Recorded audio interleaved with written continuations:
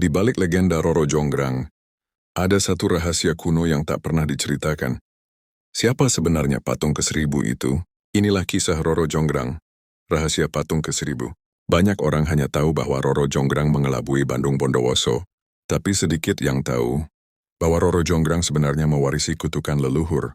Tidak boleh menikah dengan manusia yang lahir dari api. Sang ayah Prabu Boko tahu rahasia itu. Itulah mengapa ia takut pada Bandung Bondowoso. Bukan sekadar karena kekuatannya, tapi karena Bondowoso adalah keturunan makhluk api purbakala.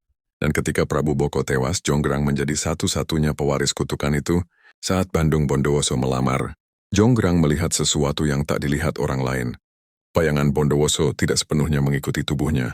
Kadang memanjang, kadang terbelah. Itu pertanda makhluk api yang mencoba menyamar menjadi manusia.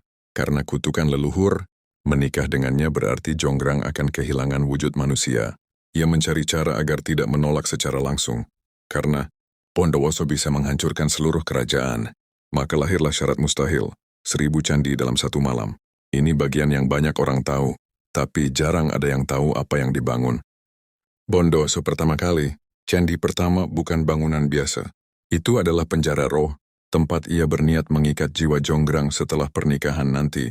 Candi itu bersinar redup karena para makhluk gaib membangunnya bukan dari batu biasa, tapi dari batuan yang dihidupkan oleh api dalam tanah Jawa. Ketika Jonggrang melihat cahaya itu, ia sadar. Jika 1000 candi selesai, aku akan hilang. Sekadar tipu daya. Cerita populer bilang Jonggrang hanya menipu dengan ayam dan obor. Namun versi kuno menyebut, ia memanggil penjaga tanah Jawa, roh yang pernah dilindungi leluhurnya. Roh itu berkata, jika candi ke-1000 selesai, kau tak akan kembali sebagai manusia. Itulah sebabnya Jonggrang rela memalsukan fajar. Bukan hanya untuk menunda, tapi untuk menyelamatkan dirinya dari lenyap selamanya. Patung ke-1000 yang sebenarnya, banyak orang tahu Jonggrang dikutuk menjadi batu, tetapi versi kuno menyebut sesuatu yang lebih gelap. Patung Jonggrang bukan patung ke-1000.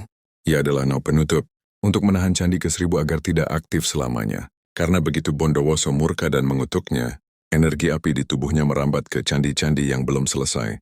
Dan Jonggrang, yang masih membawa darah leluhur, menjadi segel hidup agar candi ke-1000 tak membangkitkan pasukan makhluk api. Dan itulah sebabnya sampai hari ini, Candi Prambanan punya satu arca yang dianggap berbeda dari lainnya. Bukan sekadar jelmaan putri, tapi penjaga terakhir agar kutukan api tidak bangkit kembali.